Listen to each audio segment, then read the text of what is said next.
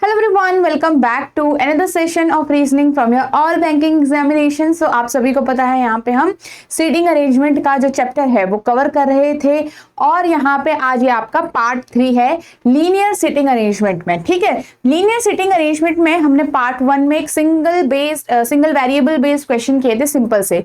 फिर हम second part में हमने क्या डिस्कस किया था, जिसमें हमने वेरिएबल एक्स्ट्रा ऐड करके क्वेश्चन को सॉल्व करना सीखा था। और आज यहाँ पे हम नॉर्थ प्लस साउथ, जिसमें हमने बाई डायरेक्शनल फिगर बनाना होता है, वो क्वेश्चन हम सॉल्व करेंगे। साथ ही यहाँ पे पैरेलल अरेंजमेंट भी सीखेंगे। ठीक है, तो पैरेलल वाला भी इसमें हम साथ में कंसिडर कर रहे हैं। ओके, चलिए। सो ये आपका 32nd लेक्चर है एंड आई होप आप सभी ने अभी तक के जितने भी लेक्चर हो रखे हैं वो सारे अच्छे से आपने कवर किए होंगे। और आप सभी को पता है वो यही आपको इसी चैनल पे प्लेलिस्ट बनी हुई है रीजनिंग की, कंप्लीट रीजनिंग। ठीक है, वो वहां पे आपको मिल जाएंगे सारे सेशन और पीडीएफ आपको टेलीग्राम ग्रुप पे मिल जाएंगे इन सेशंस के। टेलीग्राम ग्रुप को आप ज्वाइन कर सकते हो, लिंक आपको इसी वीडियो के डिस्क्रिप्शन में है। ठीक है, तो यहाँ पे आप में से कोई भी स्टूडेंट है जिसे अभी तक लेवल का अभी आइडिया नहीं है कैसे क्वेश्चंस आते हैं, थोड़ा सा आपको एनालाइज करना है, प्रीवियस ईयर क्वेश्चन से आप एनालाइज कर सकते हो। और यहाँ पे आपको ये ई बुक मिल जाएगी। इन ई बुक के अंदर आपको प्रीवियस ईयर पेपर उनके आंसर कीज के साथ मिलेंगे, जिसमें आपके एसबीआई के प्रीवियस ईयर पेपर्स और आईबीपीएस के और आरआरबी के प्रीवियस ईयर पेपर आपको यहाँ पे अवेलेबल होंगे। तो इन ई बुक को आप डाउनलोड कर सकते हो वेरी इजीली। आपको इसी वीडियो के डिस्क्रिप्शन में इनका लिंक मिल जाएगा, वहां जाके आप जाइए और डाउनलोड आप कर सकते हो।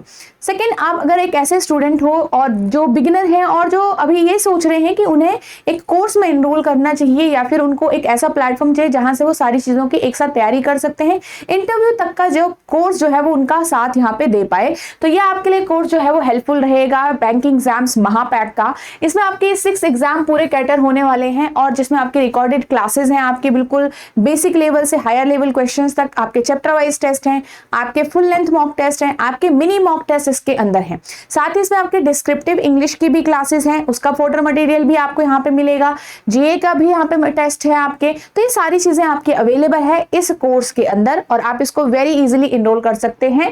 फर्स्ट, आप इसी वीडियो के डिस्क्रिप्शन में जाएंगे, आपको कोर्स का लिंक मिल जाएगा। सेकंड, आप एडुटैप लर्निंग सॉल्यूशन ऐप डाउनलोड कर सकते हैं, ऐप आप कभी भी यूज कर सकते हैं। एंड थर्ड, आप वेबसाइट खुद से विजिट कर लीजिए edutap.in की। ठीक है, वेबसाइट से भी आप इसमें एनरोल कर सकते हो। ओके, तो आप देख सकते हो कोई भी वैलिडिटी आप चूज कर सकते हो। कोर्स आपका मतलब बाइलिंगुअल रहता है, लैंग्वेज की जो डिलीवरी है लैंग्वेज का वो आपका बाइलिंगुअल रहेगा और बाकी सारी चीजें इंग्लिश में रहेगी। ठीक है, तो जरूर एक बार देखिए, आपको लगता है कि आपको इसमें एनरोल करना चाहिए, so you can choose this. Okay, helpful आपके लिए लगेगा। ये आपका सारे चैप्टर्स अभी तक के जो हो गए हैं हमारे कवर हो चुके हैं। अभी हमारा सीटिंग अरेंजमेंट यहाँ पे चल रहा है। आप सभी को पता है अभी हम प्रीलिम्स लेवल के जो चैप्टर्स का लेवल है वो कवर कर रहे हैं और इसके बाद हम मेंस लेवल पे आगे चल के जाएंगे। जब हम प्रीलिम्स को पक्का कर लेंगे, जब बेसिक हमारा पक्का हो जाएगा, easier question, moderate level questions पक्के हो जाएंगे, तभी तो हायर लेवल क्वेश्चंस हमें आते हैं। ठीक है, तो ये सारे चैप्टर अभी आपके बेसिक और इजियर लेवल कवर हो रहे हैं, उसके बाद हम यहाँ पे हाई लेवल कवर करेंगे इन्हीं वीडियोस के अंदर, इसी सीरीज के अंदर। ओके, तो ये आपका सारे चैप्टर्स अभी तक हो चुके हैं कवर। एंड फर्स्ट क्वेश्चन से हम स्टार्ट करेंगे। आपको पता है आज हमारे पास नॉर्थ प्लस साउथ का है। ठीक है, सीटिंग अरेंजमेंट में जैसा अभी तक मैंने आपको बताया था, लीनियर अरेंजमेंट में हमने अभी तक सिंगल वेरिएबल किया एक बार, है ना। एक बार हमने कहा सिंगल वेरिएबल वाले क्वेश्चंस किए, फिर हमने किया 2 वेरिएबल वाले क्वेश्चंस, है ना, फिर हमने इसमें 2 वेरिएबल वाले क्वेश्चंस किए। इसके बाद लीनियर अरेंजमेंट में हम यहाँ पे नॉर्थ साउथ, जहां यहाँ पे तो जब हमने सॉल्व किए थे या तो पर्सन सिर्फ नॉर्थ फेसिंग था या तो पर्सन साउथ फेसिंग था। अब यहाँ पे नॉर्थ और साउथ दोनों साइड फेस कर रहे हैं, वो आज हम यहाँ पे कवर करेंगे। साथ ही इसमें आता है पैरेलल अरेंजमेंट, एक पैरेलल रोज आप बोल लीजिए, 2 पैरेलल रोज वाले क्वेश्चंस आपके प्रीलिम्स के सेक्शंस में आते हैं किसी भी एग्जाम के, और ये इंपॉर्टेंट होता है, ये भी हमें कवर करना है। इसमें पर्सन सिर्फ नॉर्थ फेस कर सकते हैं या फिर person north plus south face कर सकते हैं, वी विल डिस्कस इट। ठीक है, सीखेंगे कैसे सॉल्व करते हैं। चलिए, इसके बाद हम सर्कुलर अरेंजमेंट स्टार्ट करेंगे नेक्स्ट डे से। सो आपके सामने एक क्वेश्चन है, गिव 7 पर्सन्स हैं are sitting in the linear row but not necessarily in the same order. Only 3 of them face north and rest faces south direction. कहा गया है कि अगेन नॉर्थ प्लस साउथ है, 3 उनमें से नॉर्थ फेस हैं और 3 मतलब 3 अगर नॉर्थ हैं तो रेस्ट का मतलब 4 आपके साउथ फेसिंग होंगे। ठीक है, चलिए अब कहा गया T sits on one of the end, किसी भी एंड पे है, 3% sit between T and you. अगर हमारे पास टी एंड पे बैठा हुआ है और टी और यू के बीच में पर्सन बैठे हुए हैं, अभी हमें कोई डायरेक्शन नहीं पता है, टी इस एंड पे भी आ सकता है और 1 2 3 आपके पास यू ऐसे आ सकता है। U sits third to left of V, both of them face opposite direction। opposite direction किसके? एक दूसरे के opposite direction में ये देख रहे हैं, ठीक है। कहा गया है U थर्ड टू लेफ्ट है C के। अब देखो V के, सॉरी, अब V की डायरेक्शन आपको नहीं पता कि V साउथ फेसिंग है नॉर्थ फेसिंग है, फिर भी हम यहाँ पे बनाएंगे, क्योंकि अगर T एंड पे बैठा है और ये 5 लोगों की अरेंजमेंट बन गई है, 2 पर्सन इधर के साइड होंगे, 5 लोगों की अरेंजमेंट ये है तो 2 एक्स्ट्रा पर्सन यहाँ होंगे, तो ये 7 का फ्रेम बन गया। हमारे पास टी एंड पे था ना, तो बाकी सब तो इधर ही होंगे। अब कहा गया है यू जो है वो थर्ड लेफ्ट ऑफ वी है। अब देखो वी अगर नॉर्थ फेसिंग होगा तो 1 2 3 यू यहाँ पे आ जाएगा और यू यहाँ पे साउथ फेस करेगा। और यहाँ पे हो सकता है कि वी आपके पास साउथ फेसिंग होगा थर्ड टू लेफ्ट, तो 1 2 यू आपका ऐसे हो जाएगा, यू आपका नॉर्थ फेस करेगा। अब इन दोनों को हमने यहाँ पे देखना है कि कैसे हम रख सकते हैं। अब इस वाले केस में यू के 2 छोड़कर वी है, आपको ये तो समझ आ रहा है। अगर मैं यहाँ पे वी को इस साइड रखना चाहूं तो यू के 3 पोजीशन होनी चाहिए, यू की इस साइड को क्या दिख रही है, नहीं, तो ऑब्वियसली वी इधर की साइड ही आएगा। तो यहाँ पे इस वाले केस में ये वाला केस सही लग रहा है। देखो यू के 2 छोड़ के, चाहे डायरेक्शन कोई भी हो, वी की डायरेक्शन कोई भी हो, इतना तो आपको पता है ना कि इन दोनों के बीच में 2 लोगों का गैप दिख रहा है मुझे, तो भाई इधर 2 छोड़कर वी तो आ ही नहीं सकता, इधर 2 छोड़कर वी आ सकता है। वी के आपके पास क्या था, वी के थर्ड टू लेफ्ट में आपको रखना है, तो वी को साउथ ही फेस करना पड़ेगा। सिमिलरली 2 छोड़कर इधर वी नहीं आ सकता, वी के इधर ही आएगा, तो आपके पास वी के थर्ड टू लेफ्ट में यू है, तो ऐसे करके वी को नॉर्थ फेस करना पड़ेगा। वी अगर नॉर्थ है तो यू साउथ होगा, वी साउथ है तो यू नॉर्थ हो जाएगा। ये आपका क्लियर हो गया, यहाँ पे से क्लियर है। चलो अब हम यहाँ पे से आगे बढ़ते हैं। Only 3 person are between V and P, simple.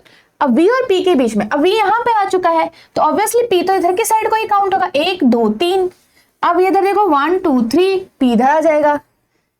P sits second to right of Q। अब हमें Q का डायरेक्शन अगेन नहीं पता, P जो है लेफ्ट ऑफ Q है, second to left of Q P ऐसे भी आ सकता है, second of left of Q P ऐसे भी आ सकता है। तो देखो मतलब इतना पता चल गया आपको कि दोनों के बीच में 1 का गैप है, राइट। तो यहाँ पे 1 का गैप इधर तो क्यों नहीं आ सकता, क्यू को यहीं आना पड़ेगा। और अगर P जो है वो सेकेंड टू लेफ्ट है तो Q को नीचे की तरफ देखना पड़ेगा, तभी तो यहाँ से सेकेंड टू लेफ्ट में होगा ना, ये साउथ फेसिंग है, लेफ्ट तो इसका इधर होगा। इसी तरीके से Q यहाँ पे होगा, 1 छोड़कर Q इधर ही आ सकता है। सेकेंड टू लेफ्ट अगर आप बनाओगे तो Q को नॉर्थ फेस करना पड़ेगा यहाँ पे, राइट। चलो नेक्स्ट देखो, R जो है sits to the right of S। Sits to right of S का मतलब कहीं भी राइट की डायरेक्शन में, both are facing same direction. अच्छा अब यहाँ पे 2 ही पोजीशन बची हैं, यहाँ पे भी 2 ही पोजीशन बची हैं, 2 ही पर्सन का नेम जो है हमने अभी तक नहीं फिल किया, that is R and S। अब R और S को आप डालोगे तो R कहा गया है R sits to the right of S both in the same direction. Okay, तो both in the same direction, अगर S देखो S के राइट में है ना, S के राइट में आपको रखना है। अब आपको ये भी पता है कि 3 ही पर्सन नॉर्थ फेसिंग है यहाँ पे, और लास्ट में ये भी है कि P जो है वो सेम डायरेक्शन एज R है, तो S R और P जो है वो सेम डायरेक्शन में फेस कर रहे होंगे, है ना। इसका मतलब तो यही हो गया, S और R तो सेम डायरेक्शन में ही है और P और R भी सेम डायरेक्शन में है, तो ये तीनों ही सेम डायरेक्शन में फेस करेंगे, राइट। अब यहाँ आप देखोगे 3 नॉर्थ होनी चाहिए और 4 साउथ होनी चाहिए, ऐसे ही कुछ है।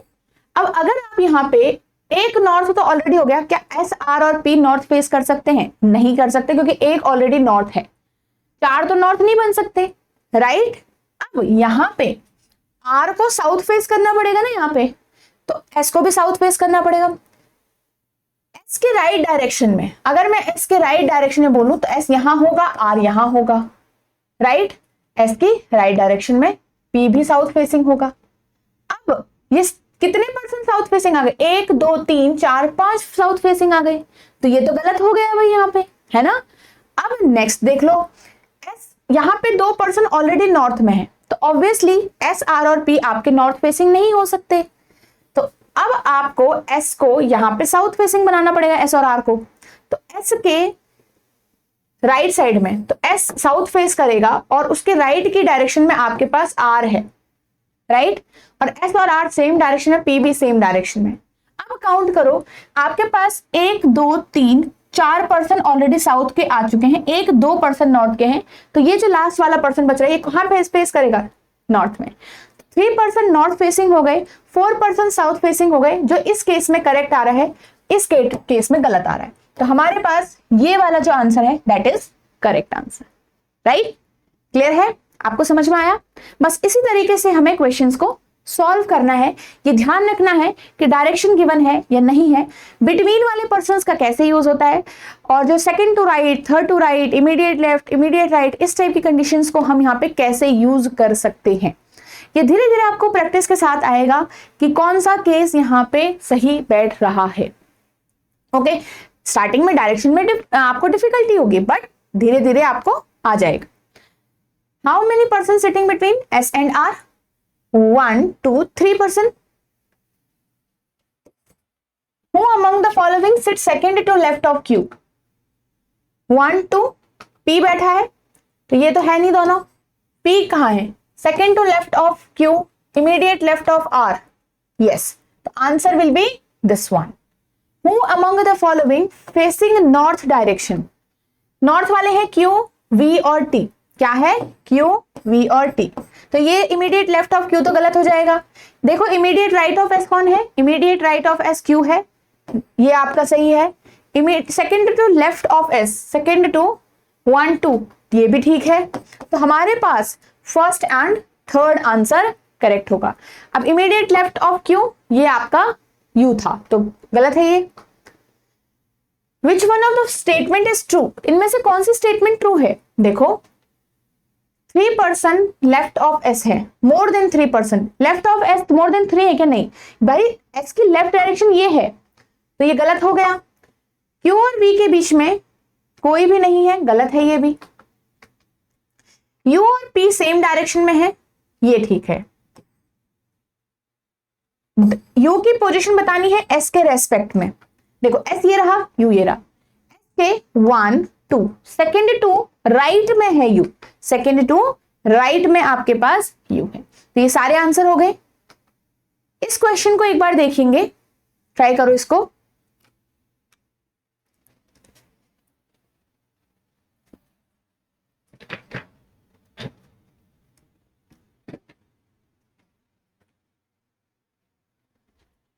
Okay, let's see. 7 people were seated in a linear row. Some of them were facing north, while some are facing south. 7 people हैं और linear row में है। W is seated second from one of the ends. अब second मतलब देखो ये end होगा और यहां से second position पे W है, हमें कोई डायरेक्शन नहीं पता। साथ ही इस डायरेक्शन से भी second position पे W हो सकता है, राइट। अगर सेकंड एंड से सेकंड पे W है तो बाकी सारे इधर के साइड होंगे, और पूरे 7 पर्सन है, 1 2 सारे बाकी के इधर के साइड हमने बना लिए, 7 का अरेंजमेंट आ गया। ये मैंने क्यों बनाया? हम ये कहीं कहीं पे क्यों बना रहे हैं? सिर्फ पहले ही अरेंजमेंट मैंने आपको पहले कहा था कि नहीं बनाना है, बट अगर ये एंड की पोजीशन से किसी की पोजीशन गिवन हो रखी है या एंड पे कोई बैठा हुआ है तो उसके हिसाब से हमें ये पता चल जाता है कि एंड कहाँ है, एंड पे कौन सा पर्सन है, एंड के टुवर्ड्स कौन सा पर्सन है, राइट। तो इसलिए हम ये फ्रेम बना लेते हैं तो चीजें हमें ज्यादा आसान हो जाती हैं। अब आपके पास W is second from one of the end and is seated third right of M. अब third right of M का इतना तो मीनिंग आपको समझ में आ गया कि W और M के बीच में 2 लोगों का गैप होगा, चाहे M अब उधर के साइड हो इधर के साइड हो, पर यहाँ पे M तो इधर ही आ सकता है ना, उधर तो आ नहीं सकता। और थर्ड टू राइट का मतलब 1 2 3, थर्ड पोजीशन मतलब 2 का गैप, राइट। अब तक तो समझ आ जाना चाहिए सब। अब third to right of M बनाने के लिए मुझे M को नीचे की साइड फेस करवाना पड़ेगा। सिमिलरली यहाँ पे M आएगा और थर्ड टू राइट M बनाने के लिए मुझे M को नॉर्थ की तरफ फेस करवाना पड़ेगा। G is seated second to left of M, G जो है वो सेकेंड टू लेफ्ट है, तो G आपके पास यहाँ आ जाएगा और जी आपके पास यहां आ जाएगा भाई। ठीक है, आगे चलते हैं। I is seated third to left of G. I is seated third to left of G and both are facing in same direction. Same direction face भी कर रही है। I is seated third to left of G. देखो अब 1 2 3 I इधर की ही side आ सकता है, तो G को नॉर्थ ही फेस करना पड़ेगा। फेसिंग सेम डायरेक्शन, तो I भी ऊपर की तरफ फेस करेगा। 1 2 3 I यहाँ पे आएगा और थर्ड टू लेफ्ट बोला है, तो I आपका सॉरी जी आपका साउथ फेसिंग है। देखो साउथ फेस करेगा तभी तो उसका लेफ्ट इधर की साइड बन रहा है। जी साउथ है तो आई भी साउथ हो जाएगा। आगे देखो, D is seated to the immediate left of I. Immediate left of I D आपका यहां पे आ सकता है, immediate left of I D आपका यहां पे आ सकता है। ठीक है, and second to right, and किसके लिए है ये, डी के लिए है ना, फर्स्ट पर्सन के लिए। तो and second to right of R, second to right of R का सिंपल इतना मीनिंग है कि आर से एक गैप छोड़कर। अब आर कहीं भी देखिए, इतना हमें पता है कि एक गैप छोड़कर तो है। आर अगर सेकेंड टू राइट बोला है, आर अगर नॉर्थ होगा तो आर के सेकेंड टू राइट ऐसा दिखेगा, अगर आर साउथ होगा तो ऐसे हो जाएगा भाई। राइट, तो देखो यहां पे इधर की साइड तो आर आने से रहा, यहां पे आएगा। अब आर के सेकेंड टू राइट आप डी को ऐसे ही बना सकते हो, यहां पे तो नहीं आएगा, आर ऐसे आएगा, तो आर के सेकेंड टू राइट डी आपको यहां बना लेंगे आप, है ना। चलो आगे देखेंगे। आर जो है वो साउथ फेस कर रहा है भाई, यहां पे लास्ट में उन्होंने बोला आर तो साउथ फेस कर रहा है, यहां पे साउथ है यहां पे नॉर्थ है, ये तो हो गया गलत। आगे देखो, x and D R facing in the same direction. X हमारा बचा था ना, तो एक्स यहां पे रख दिया, एक्स यहां पे तो खत्म ही हो गया। एक्स और डी सेम है, अभी डी की ही डायरेक्शन नहीं पता मुझे, मैं साइड में लिख देती हूँ। ठीक है, सेम डायरेक्शन इक्वल बना दिया मैंने। The person seated to immediate right of W is facing north. अब देखो, अब मुझे डब्ल्यू की डायरेक्शन नहीं पता, इसको देखो कैसे यूज करेंगे, कंडीशन कितनी अलग तरीके से दी गई है। कहा गया है कि immediate right of W is facing north, इसका मतलब आप सोचोगे कि डब्ल्यू की पहले तो डायरेक्शन पता होनी चाहिए। अगर डायरेक्शन पता ही नहीं है तो हम नहीं निकाल पाएंगे, बट इसको हम यूज कैसे करेंगे, देखो इसको देखो कि W के इमीडिएट राइट, अब W का इमीडिएट राइट ये भी हो सकता है, ये भी हो सकता है, पर ये तो साउथ फेसिंग है ऑलरेडी, हमने ये फिक्स्ड कर दिया है, इट कांट चेंज। अब ये तो बदल सकता है ना, तो W का इमीडिएट राइट हम इसे बना देंगे। अब इमीडिएट राइट कैसे बनाएंगे, जब W साउथ फेस कर देगा, सिंपल, क्योंकि डायरेक्शन तो थी ही नहीं उसके पास, हम कुछ भी दे सकते थे, तो इमीडिएट राइट डी बन गया। तो जो इमीडिएट राइट ऑफ डब्ल्यू है वो नॉर्थ है, तो नॉर्थ आपका डी यहां फेस कर दिया। अब इसमें से सिर्फ एक्स की डायरेक्शन बची है, तो एक्स और डी तो सेम डायरेक्शन में है, एक्स आपका नॉर्थ फेसिंग हो गया, सिंपल। राइट, तो इस तरीके से हमने ये क्वेश्चन को सॉल्व कर दिया है। तो चलिए नेक्स्ट क्वेश्चन की तरफ चलते हैं। Who is seated third to right of D, third right of D, तो 1 2 कोई भी नहीं है, nobody, none. 4 of the following are similar in some manner, find the odd one. चलो, तो जी डी डब्ल्यू, अब नॉर्थ साउथ है तो हो सकता है सेम डायरेक्शन के हिसाब से हो, G D W, G D, G और डब्ल्यू तो साउथ फेसिंग है, डी आपका नॉर्थ है। लेट्स सी, आर और आई को भी देखो, आर और आई, आर भी साउथ है, आई भी साउथ है, तो सिर्फ डी ही गलत है, इसमें नॉर्थ फेसिंग है क्योंकि ये है ना। आगे देखो, which of these statement is true? M is seated second to left of W. 1 2 second to left है ही नहीं, fourth to the left of D, 1 2 3 ये भी गलत है। I third to right of R है, 1 2 3 ये ठीक है। क्या लिखा हुआ है, how many people seated to left of I are facing north. देखो ध्यान से रखो, ऐसा नहीं कहा गया कि लेफ्ट ऑफ आई कितने बैठे हैं, कहा गया है कि जो भी आई के लेफ्ट में है उनमें से कितने पर्सन नॉर्थ में है, नॉर्थ देख रहे हैं। तो लेफ्ट ऑफ आई देखो कहां है, ये रहा, ये लेफ्ट ऑफ आई है, देखो लेफ्ट ऑफ आई ये रहा, इसमें से कितने पर्सन नॉर्थ फेस कर रहे हैं, एक, सिर्फ एक person. Next, who is seated second to left of I, W, answer will be clear.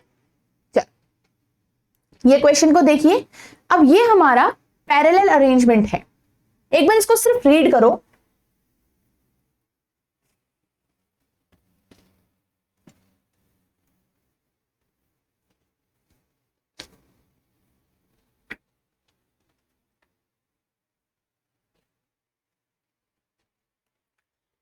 12 namely 12 person है ये सारे, ठीक है, are standing in 2 parallel rows, 6 of them are facing north while rest are facing south। क्योंकि 6 person है, 6 उनमें से north हैं, 6 उनमें से साउथ हैं, और distance between any two adjust person in both the rows is same, ठीक है। 2 पैरेलल रोज में लोग बैठे हुए हैं, 6 नॉर्थ है 6 साउथ है, आर फेसिंग साउथ, और यहां पे ये एक लाइन और ऐड कर दो, वैसे इसका मीनिंग यही है, ठीक है, कि जो ये 6 of them are facing north while 6 rest are facing south such that they 6 ये एक दूसरे को फेस कर रहे हैं, such facing each other, ठीक है।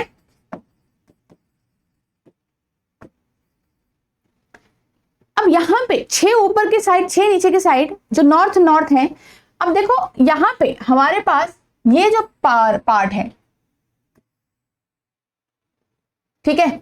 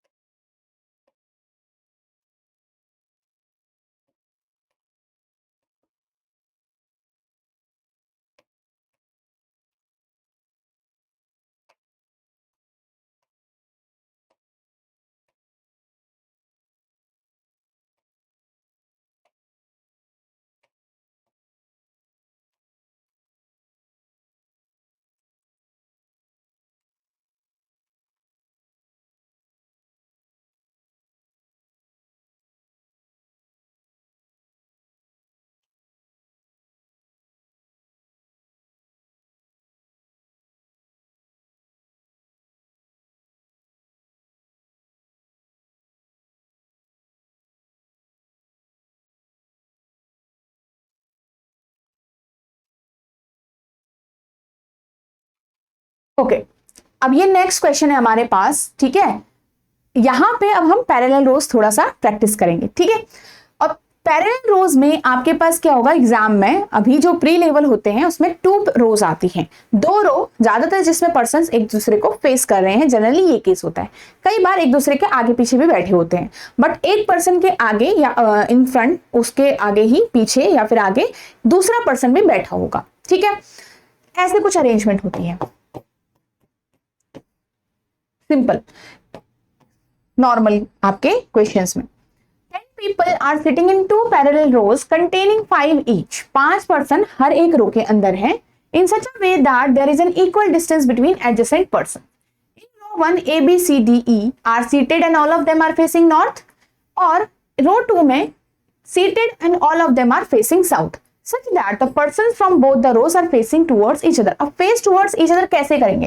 एक पर्सन की जो एक रो के जो पर्सन है वो नॉर्थ फेसिंग है, दूसरी रो के जो पर्सन है वो साउथ फेसिंग है, तो इसी तरीके से वो एक दूसरे को फेस कर सकते हैं, राइट? तो यहाँ पे रो 1 वाले जो नॉर्थ वाले हैं, तो रो 1 आपकी ये है और रो 2 आपकी ये है। रो 1 में आपके पास कौन कौन है? यहाँ पे रो 1 में है ए, बी, सी और डी और ई, और रो 2 जो साउथ वाले हैं उसमें है आई, जे, के, एल और एम। क्लियर है? चल, अब यहां पे कहा गया है 2 people sit between J and L who faces A. who मतलब A को कौन फेस कर रहा है? L। अब आपको पता है इस अरेंजमेंट इतनी इंफॉर्मेशन से J और L कौन से रो पे होंगे, राइट? और 2 पर्सन उनके बीच में बैठे हैं। अब यहां पे हमें नहीं पता कि J और L, देखो अब मेरे पास J और L जो है वो साउथ फेसिंग है ना? तो 2 पर्सन J और L के बीच में बैठे हैं, है ना? L जो कि साउथ A को फेस कर रहा है। कहा गया है C जो है थर्ड राइट ऑफ A है। अब एक चीज ध्यान रखो कि यहां पे मेरे पास अब एक चीज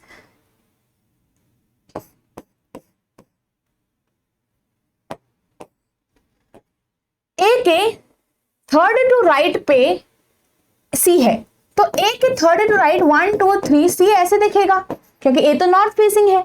क्या ए की इधर की साइड में सी को रख पाऊंगी? यहाँ पे नहीं, क्योंकि अब ये चीज ध्यान रखना, क्योंकि इन पर्संस का आपको डायरेक्शन नॉर्थ पता है और जितने पर्सन यहाँ पे आपने अरेंज कर दिए उतने ही उनके नीचे की साइड सामने बिल्कुल आ जाएंगे, राइट? अब अगर मैंने ए रख दिया और मेरे पास हर एक लाइन में हर एक रो के अंदर 5-5 पर्सन है, तो 4 का फ्रेम तो बन गया। अब एक यहाँ आएगा एक्स्ट्रा, एक यहाँ आएगा, तो ज्यादा से ज्यादा मैं एक यहाँ पे एक्स्ट्रा रख पाऊंगी, फिर भी मेरा सी की अरेंजमेंट तो आ ही नहीं पाएगी। इसका क्या मतलब है? इसका ये मतलब है कि अगर ए जो है ए के यहाँ पर थर्ड टू राइट पर सी है, तो ए इधर की साइड ऐसे आएगा, ए को एल फेस कर रहा है तो एल यहां आएगा, एल और जे में 2 पर्सन है ऐसे आएगा। इस तरीके से एल इस साइड, जे आपका इस साइड फिक्स हो गया है। क्लियर? चलो अब आगे बढ़े। D faces the one who is second left of L. अब ध्यान से पढ़ना इन कंडीशंस को, ये कंडीशंस बहुत इंपॉर्टेंट है। डी है फेसेस द वन, उसको, ठीक है, faces the one who is मतलब डी जिसे फेस कर रहा है, डी जिसे फेस कर रहा है, तो डी तो नीचे की साइड ही होगा, तो डी जिसे फेस कर रहा है, D faces the one who is second left of L. ये जो पर्सन है ये एल के सेकेंड टू लेफ्ट में है, ठीक है? अब सेकेंड टू लेफ्ट का मतलब है डी जिसे भी फेस कर रहा है, सपोज डी 1 को फेस कर रहा है, सपोज डी 1 को फेस कर रहा है, तो 1 is second to left of L है, तो second to left of L ऐसे दिखना चाहिए, राइट? तो डी जिसे फेस कर रहा है वो पर्सन आपका second to left of L है। हमें नहीं पता कौन है, पर सेकेंड टू लेफ्ट 1 2 एंड उसको डी फेस कर। सिंपल, इस लाइन को इस तरीके से हमने रखना है। तो यहाँ पे थोड़ा सा कंफ्यूजन रहती है, कई बार हम एकदम से जल्दबाजी में गलत कर देते हैं, तो पहले इनको सीखो कि कंडीशंस आपको हर एक टाइप ऑफ क्वेश्चंस में कैसे कैसे मिल सकती है, ठीक है? K sits third right of the one who faces B. अब ध्यान से सुनो इसको भी, वन हु फेसेस बी कह रहा है, वन हु फेसेस बी, तो वो यहाँ पे होगा। कहा गया है कि के sits third right of the one, इसके थर्ड राइट में, अब ये ऑब्वियसली ये तो साउथ ही होगा, तो इसका थर्ड राइट 1 2 एंड थर्ड, तो के आपका यहाँ पे है। अब फिर से पढ़ो इसको, K sits third to right of, इसके third to right of the one who faces B. Clear है? तो ये वाला जो अरेंजमेंट है वो ऐसा दिखना चाहिए। ओके, चलो, ए सिट्स लेफ्ट ऑफ बी, ए जो है वो बी के लेफ्ट में है। अब अगर मैंने बी यहाँ पे बनाया तो एक नया पर्सन यहाँ पे ऐड करना पड़ेगा, बी यहाँ बनाया तो ई यहाँ जाएगा। अब एक चीज देखो आप एक्स्ट्रा ध्यान रखना, यहाँ पे देखो बी की इतना आपको पता है कि जो लाइन, जितनी लाइन यहाँ मार्क होगी पैरेलल है क्योंकि और एक दूसरे को फेस कर रहे हैं, तो उतनी लाइन नीचे होगी। अब जहां भी मैं बी रखूंगी, क्योंकि बी तो नॉर्थ फेसिंग ही होगा, तो जहां भी मैं बी रखूंगी 1 2 3 मुझे पर्सन्स बी के लेफ्ट में चाहिए ही चाहिए अरेंजमेंट। तो बी अगर यहाँ रखेंगे तो क्या 3 बन सकते हैं? यहाँ पे ज्यादा से ज्यादा मैं 1 बना सकती हूँ क्योंकि 5 का ही फ्रेम है, 5 ही लोग बैठे हैं एक लाइन में। तो बी अगर यहाँ रख दिया तो क्या बी के लेफ्ट में आपको 3 लाइन्स दिख रही है? नहीं दिख रही ना। क्यों? क्योंकि भाई ये इसके जो पर्सन बी के सामने है उसके थर्ड टू राइट पे के बैठा है, इसकी वजह से यहाँ पे बी की लेफ्ट में 3 तो होने ही चाहिए। तो यहाँ पे बी होगा तो ये तो गलत हो जाएगा। तो बी की ये जो पोजीशन है कौन सी वाली, यहाँ पे ये वाली करेक्ट होगी। यहाँ आप बी को रखो क्योंकि हम 5 का ही फ्रेम बना सकते हैं, राइट। तो यहाँ पे बी गलत आ गया। क्लियर है? चल, तो अब आपके पास बी यहाँ जाएगा तो ए आपका यहाँ आ जाएगा, सिंपल। तो बी के 1 2 छोड़कर ये जो पर्सन है वो के के सामने है, तो यहाँ पे के आ जाएगा। देखो 1 2 और के आपका यहाँ आ गया। बी यहाँ पे हमने बनाया तो ऊपर भी उसी के सामने दूसरा रो बनाना पड़ेगा, दूसरा अरेंजमेंट बनाना पड़ेगा। 5 5 का फ्रेम आ गया। अब उसने कहा लास्ट में कि डी आपका एम को फेस नहीं करता, डी के सामने खाली है तो यहाँ पे एम नहीं आ सकता, तो एम यहाँ पे आ जाएगा और यहाँ पे आई आ जाएगा। बन गया पूरा? क्लियर है? चल, तो ये आपका पूरा आंसर, इस तरीके से आप सॉल्व करते हो। क्लियर है? चलिए अब इसमें आगे नेक्स्ट क्वेश्चन की तरफ बढ़ते हैं। ये तो एक एग्जांपल था जिसमें हम थोड़ा सीखा, इस क्वेश्चन को सॉल्व करते हैं। अब जैसे यहां वाले क्वेश्चन में आपको रो 1 और रो 2 के पर्संस आइडेंटिफाइड थे, बताए गए थे। कई बार तो यहाँ पे रो 1 और रो 2 के पर्संस बताए ही जाते हैं, बट कई बार नहीं भी बताते। तो आपका ऑब्वियसली जो इस टाइप का क्वेश्चन होगा जिसमें आपको आइडेंटिफाइड होगा कि रो 1 में और रो 2 में कौन बैठा है, तो ये आपके लिए इजियर होगा। और जिसमें आपको आइडेंटिफाई नहीं किया गया हो कि रो 1 और रो 2 में कौन है, तो वो थोड़ा सा आपके लिए स्लाइटली मुश्किल होगा। तो यहाँ पे इस क्वेश्चन में आपको 12% दिए गए, एक एक्स्ट्रा यहाँ पे आ गए, है ना। पहले वाले में 10 थे, इसमें एक्स्ट्रा। तो जितने ज्यादा पर्सन होंगे यहाँ पे रो में, उतने ही आपकी यहाँ पे डिफिकल्टी लेवल बढ़ जाएगा। और पैरेलल अरेंजमेंट जब तक सिंगल वेरिएबल है तब तक ठीक है, जब डबल वेरिएबल हो गया तो वो अपने आप में ही मॉडरेट डिफिकल्ट में आ जाता है। ठीक है, चलो अब यहाँ पे आपके पास कहा गया कि एम से लेकर वाई तक के यहाँ पे टू पैरेलल रो में बैठे हैं। 6 of them are facing north, sitting in row 1, while rest are facing south, sitting in row 2। ठीक है, बताया नहीं गया कौन कहाँ बैठा है। Distance between any two adjacent person is in both the rows is same, such that each person in row 1 faces each person of row 2। एक दूसरे को फेस कर रहे हैं। अब यहाँ पे रो 1 वाले जो है नॉर्थ फेसिंग है, तो रो 1 हमारे पास ऐसे है और रो 2 हमारे पास ऐसे है। याद रखना ये रो 2 और रो 1 जो है वो यहाँ इंस्ट्रक्शन में ही जो लिखा जाता है उसी के हिसाब से आप बनाओगे। ऐसे नहीं कि नीचे हमेशा 1 होगा ऊपर 2 होगा, नहीं, ऊपर भी 1 हो सकता है नीचे भी 2 हो सकता है। सीक्वेंस यहाँ से डिसाइड होता है। क्लियर है? अब आपके पास क्या कहा गया है, यहां से कंडीशन स्टार्ट हो रही है और हमें यहीं से सॉल्व करना है। अब हमें नहीं पता कि ऊपर वाली रो में रो 2 में कौन कौन है, रो 1 में कौन कौन है, हमें अरेंजमेंट से ही पता चलेगा। अब जैसे कहा गया है M is facing V, who is standing, तो पहले V वाला आगे देख लेते हैं। Who is standing second left of U, second to the left of U। अब देखो U इज फेसिंग Y, अब हमें नहीं पता कि U कहां फेस कर रहा है ना, तो 2 बना के रखते हैं, है ना। चलो, तो U के हिसाब से मुझे काफी चीजें मिल रही हैं।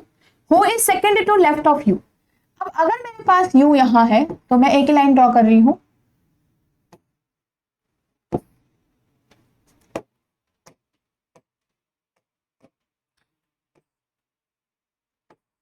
ठीक है, ऊपर जितने होंगे साउथ फेसिंग होंगे। Second to left of U,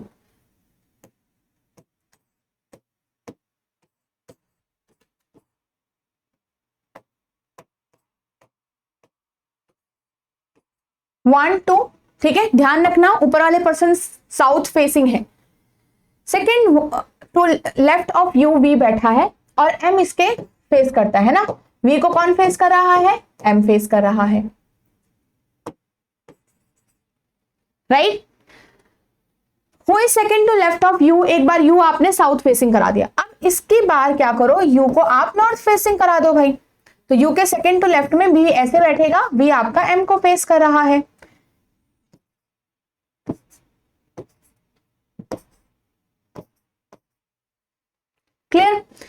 हम यहां पे से आगे चलते हैं।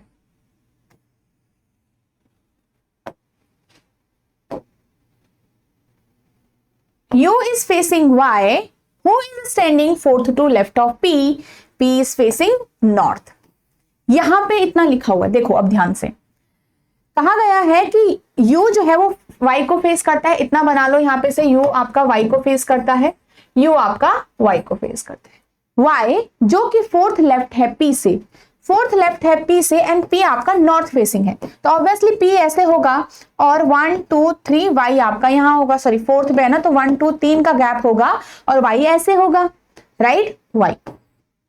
अब उसने एक और लाइन कही है, and is not standing at the end of the row, तो P आपके किसी एंड पे नहीं होगा, P आपके किसी एंड पे नहीं होगा यहाँ पे। तो देखो 12% मतलब 6% हमारे ऊपर नीचे बैठे हैं। अब उसने कहा Y जो कि फोर्थ लेफ्ट है P के और P आपका नॉर्थ ही फेस कर रहा है, तो अगर Y भी यहाँ पे P के ही लाइन में होगा ना, P के ही तो रो में होगा, क्योंकि P के थर्ड फोर्थ लेफ्ट में, तो P अगर नॉर्थ है तो Y भी तो नॉर्थ होगा, Y साउथ हो ही नहीं सकता, तो ये तो गलत हो गया।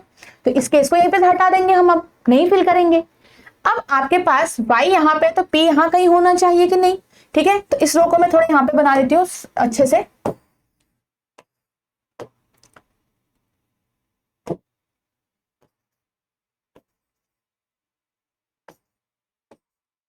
ठीक है। अब देखो यहाँ पे हमारे पास P आ गया, P उसने कहा किसी एंड पे नहीं है, अगर किसी एंड पे P नहीं है तो P के इधर के साइड एक पर्सन होना ही होना चाहिए, दैट इज फाइनल, राइट, क्योंकि तभी P यहाँ पे बैठ सकता है। और P अगर नॉर्थ भी फेस कर रहा है तो 1 2 3 फोर्थ पोजीशन पे Y होगा। क्लियर हो गया। चलो ये वाला मैंने केस नीचे बनाया है, ओके, वहां पे जगह नहीं हो रही थी। अब P आपने यहाँ पे रख दिया। नेक्स्ट क्या है, second to right of S है, हु इज फेसिंग T। चलो अब 1 2 3 4 5 6 का फ्रेम आ चुका है, हर एक रो में 6% बैठे हैं। अब इसके अलावा अब थोड़ा सा हमारे लिए क्वेश्चन आसान हो जाएगा, क्योंकि हमने फ्रेम बना दिया। जब आपके पास ये फ्रेम तैयार हो जाए, जितने पर्सन्स अलग अलग रो में हैं, तो क्वेश्चन आपके लिए थोड़ा सा सॉल्वेबल अब हो जाएगा, डुएबल अब हो जाएगा। क्लियर है।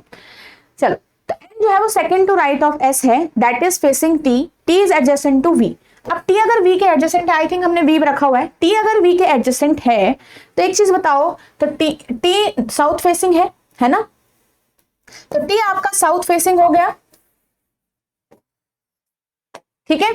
T साउथ फेसिंग है, S जो है वो T को फेस कर रहा है, तो S नॉर्थ होगा, और second to right of S अगर N बैठा है तो N आपका ऐसे होगा, ऐसे कुछ दिखेगा आपको। तो ये मैंने पूरा रफ डायग्राम बनाया। अब इस रफ डायग्राम को हम यहाँ पे मैच करेंगे। अब S यहाँ होगा तो T यहाँ हो सकता है, डॉट N यहाँ हो सकता है, S यहाँ होगा तो T यहाँ हो सकता है, N यहाँ हो सकता है, दोनों साइड हो सकता है, पर जो है वो दोनों साइड हो सकता है क्योंकि T जो है वो V का नेबर है, राइट। चलिए तो हम ऐसा करते हैं, दो यहां से डायग्राम बना लेते हैं भाई, है ना।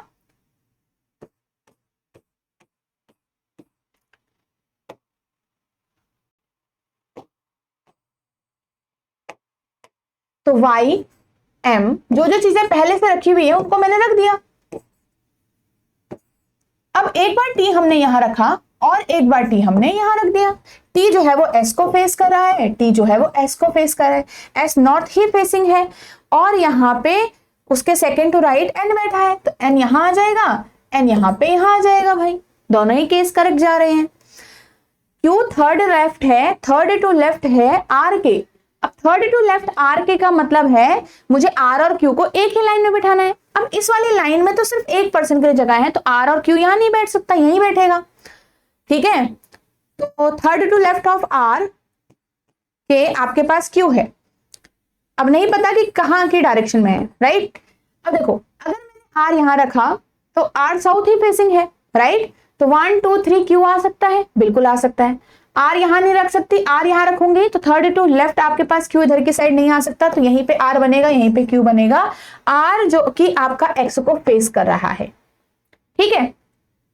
इसमें देखो R अगर आप यहाँ रखोगे, क्योंकि यहाँ तो नहीं रख सकते, एक ही पर्सन खाली है, R अगर यहाँ रखोगे तो थर्ड टू लेफ्ट 1 2 3 यहाँ पे Q नहीं आ सकता, आर अगर यहाँ रखोगे तो 1 2 3 क्यों नहीं आ सकता, आर अगर यहाँ रखोगे तो 1 2 3 क्यों नहीं आ सकता।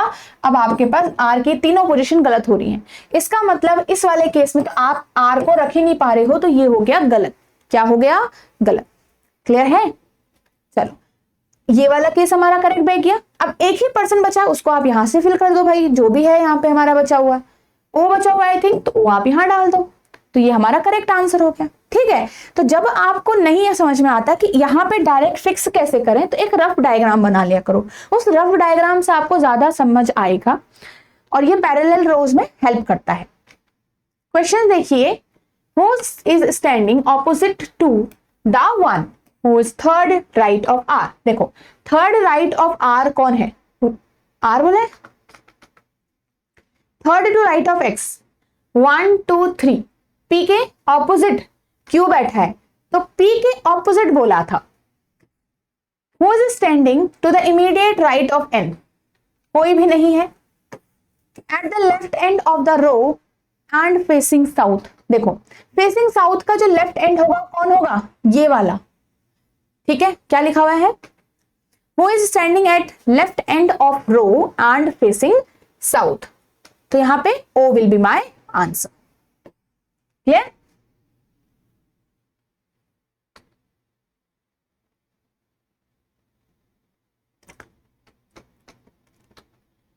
who is standing third from right end of the row and facing north as well, तो third from right and north, north 1 2 3 m है,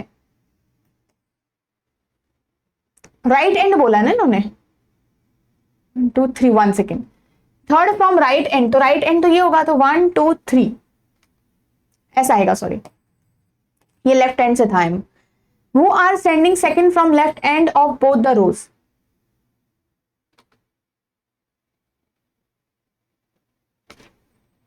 x and Q, left end of both the rows, X and, X यहां से और Q यहां से। देखो मैंने आपको समझाया था, जो भी साउथ फेसिंग होते हैं उनकी लेफ्ट डायरेक्शन अलग होती है, जो नॉर्थ फेसिंग होते हैं उनकी राइट डायरेक्शन अलग होती है, उस हिसाब से। ओके, सो आई होप आपको यहाँ पे सारी चीजें समझ में आ गई होगी अच्छे से, और यहाँ पे अब आप इस टाइप के क्वेश्चंस को अच्छे से सॉल्व करोगे। पैरेलल रोज अरेंजमेंट, नॉर्थ साउथ, ये हम दोबारा से जो क्वेश्चंस हैं वो प्रैक्टिस करेंगे जब हम miscellaneous type of sitting arrangement या फिर दूसरे भी कोई प्रैक्टिस सेशंस हम यहाँ पे धीरे धीरे प्रैक्टिस करेंगे। ओके, तो ये सारी चीज थी आपकी, एंड आई होप आपको ये समझ में आया होगा। तो वीडियो को लाइक जरूर करिएगा एंड कमेंट करके जरूर बताना गाइस, कमेंट जरूर करिएगा कि आपको ये सेशन कैसे लग रहे हैं। साथ ही आपके पास, आपको पता है लाइव सेशन भी आपके स्टार्ट हो गए हैं, IBPS PO के लिए जो डेडिकेटेड आपके जो क्लासेस हैं वो आपके स्टार्ट हो गए हैं, लाइव आपके 11 AM पर हो रही हैं, मंडे टू फ्राइडे आपका, तो जरूर इसको कंसिडर करो। ठीक है, और आपका पूरा क्वांट्स, रीजनिंग एंड इंग्लिश की क्लासेस हैं। ठीक है, चलिए मंडे टू सैटरडे आपकी वो क्लासेस। तो यहाँ पे एक बार आप वेबसाइट अगर विजिट करेंगे तो मैं आपको ये शो करा देती हूँ कि वेबसाइट विजिट करोगे, आपको edutap.in सर्च करना है, कोर्सेज पे जाना है, उसके बाद बैंकिंग कोर्सेज पे जाना है, और यहाँ पे आपका ये कोर्स दिख गया। ठीक है, ये आपका पूरा टाइप कोर्स का वो है, एंड बाय नाउ पे जाके आपको एनरोल करना है, और यहाँ पे नो मोर पे अगर आप जाएंगे तभी यहाँ पे 72% का आप ऑफ देख सकते हो। ठीक है, कभी कभी कम भी रहता है, कभी कभी ज्यादा भी रहता है, देख लीजिएगा। ठीक है, तो ये आपके डेमो लेसन है, ये आप जरूर देखिएगा, जो भी आपको लगता है। ठीक है, उसके हिसाब से आपको पता चल जाएगा कि यहाँ पे कैसी चीजें आपको पढ़ाई गई हैं, कैसे डिलीवरी दी गई है, और आपको लग रहा है कि yes you should enrol in this, तो आपके लिए ये कोर्स बेहतर रहेगा, हेल्पफुल रहेगा और आपकी प्रिपरेशन में हेल्प करेगा। ठीक है, चलिए, so that's all for today everyone, thank you so much and keep preparing.